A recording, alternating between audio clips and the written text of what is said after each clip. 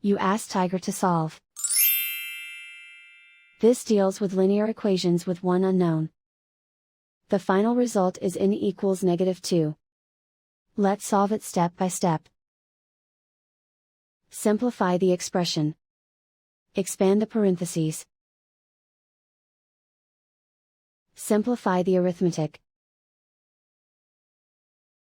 Multiply the coefficients.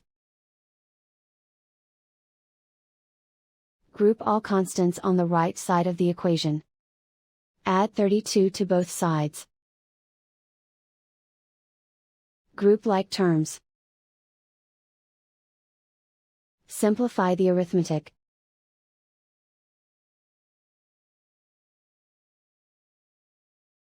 Isolate the n. Divide both sides by -20. Cancel out the negatives.